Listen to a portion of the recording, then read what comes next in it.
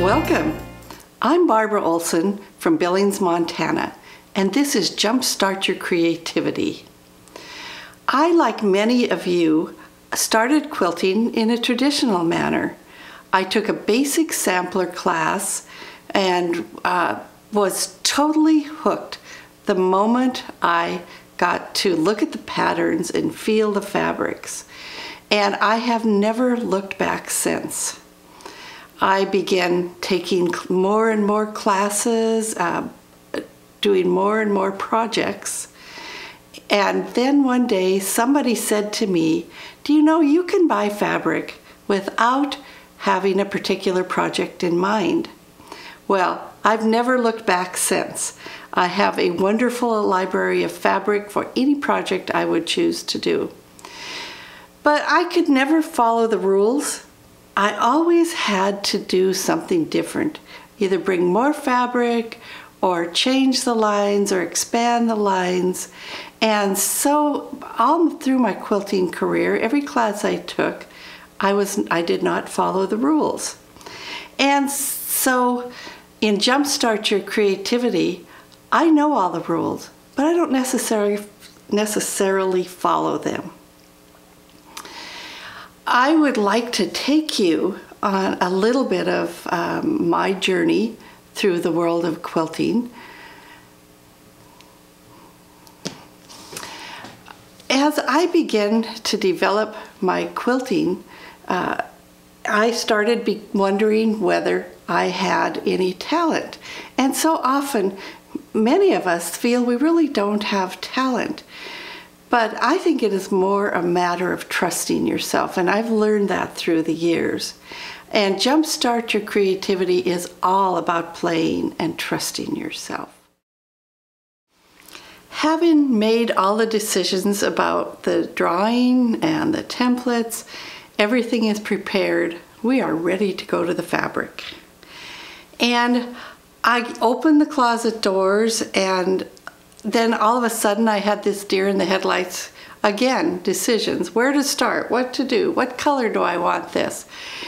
And I looked, and here I have this one shelf just full of all these novelty prints. I call them novelty prints, big flowers, big prints. And I never use them, but I love them. I keep buying them. And I thought, okay, here's my chance. So I start taking piles and piles out of the closet of these novelty prints, and I just threw them on my table. And I thought, okay, where to start?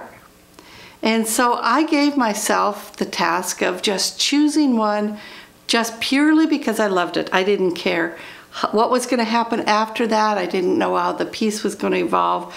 I just wanted a piece of fabric I loved. And so I pawed through my fabric, or petted my fabric, however you want to say it, and decided I have always wanted to use this fabric. And so I chose, this is going to be my first piece. We're now ready to construct this flower, this wonderful wild child. And first on the agenda would be to set up the sewing machine. On my machine, I chose a blanket stitch. Your machine, you may choose a blanket stitch, could be a blind hem stitch, could be a zigzag stitch, whatever your machine will do. And on my Bernina is stitch number 1329, and I usually have an open-toed foot on the machine, just because as I get older, my eyes need more clearance. So I always have this open-toed foot on here. But you will be using invisible thread in the top of the machine.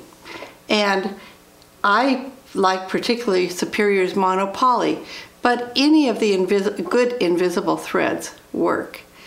And when I'm using invisible thread in the top of the machine, I always like to use a bobbin weight thread in the bobbin.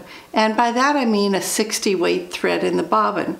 And there is Bottom Line by Superior. There is a number of other bobbin weight threads out there. But the reason I do this is to obtain a balanced stitch. If I have invisible thread in the top, regular thread in the bottom, it's really tough to get a balanced stitch without any of the bobbin thread.